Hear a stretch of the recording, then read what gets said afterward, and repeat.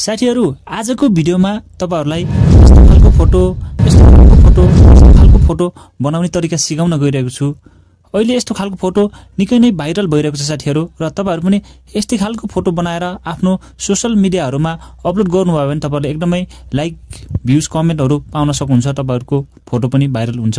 त्यसले गर्दा तपाईहरु पनि यस्तै खालको फोटो बनाउन चाहनुहुन्छ भने यस भिडियोलाई सुरुदेखि अन्तिमसम्म हेर्नुहोला र तपाईहरुले सजिलैसँग यस्तो टाइपको फोटो बनाउन सक्नुहुन्छ।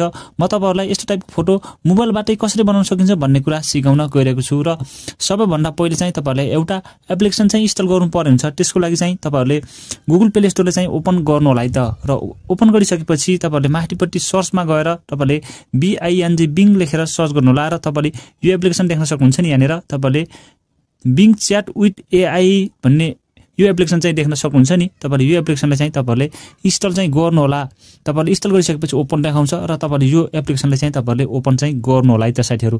र यसरी ओपन गरिसकेपछि तपाईहरुले यहाँनेर देख्न सक्नुहुन्छ यस्तो खालको इन्टरफेस चाहिँ देख्न सक्नुहुन्छ भने सबैभन्दा पहिले चाहिँ तपाईहरुले यो एप्लिकेसनमा माइक्रोसफ्ट अकाउन्ट बनाउनु पर्छ। त्यसको लागि यहाँनेर तपाईहरुले यो आइकनमा चाहिँ ट्याप गरेर तपाईहरुले एउटा जीमेलबाट अथवा फोन नम्बरबाट चाहिँ तपाईहरुले अकाउन्ट चाहिँ बनाउन सक्नुहुन्छ र कसरी अकाउन्ट बनाउन सकिन्छ भन्ने कुराको भिडियो चाहिँ म तपाईहरुलाई यसै भिडियोको डिस्क्रिप्सनमा राख्दिने छु। त्यहाँबाट पनि तपाईहरुले सजिलैसँग यसमा अकाउन्ट बनाएर फोटोहरु एडिट गर्न सक्नुहुन्छ है त।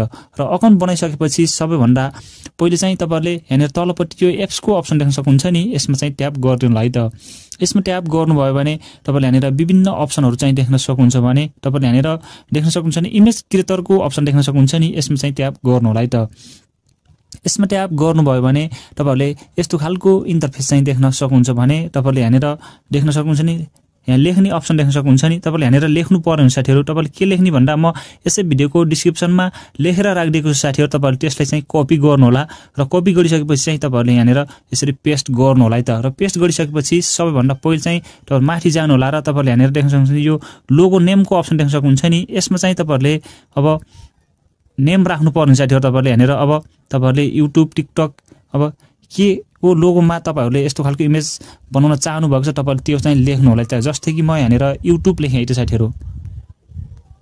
यसरी युट्युब लेखे साथीहरु। तपाईहरुले अब जे मन लाग्छ त्यही लेख्नु होला। तपाईहरुले अब सोशल मिडियाको नेम चाहिँ लेख्नु होला र तल आउनु होला।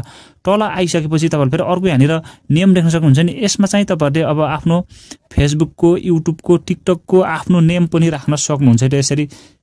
यसरी काटेर तपाईहरुले आफ्नो नेम अथवा तपाईहरुले जेसुकैको नेम पनि राख्न सक्नुहुन्छ। जस्तै कि म राख्न गइरहेको छु है त। म यसै युट्युब च्यानलको नेम राख्न गइरहेको छु है त।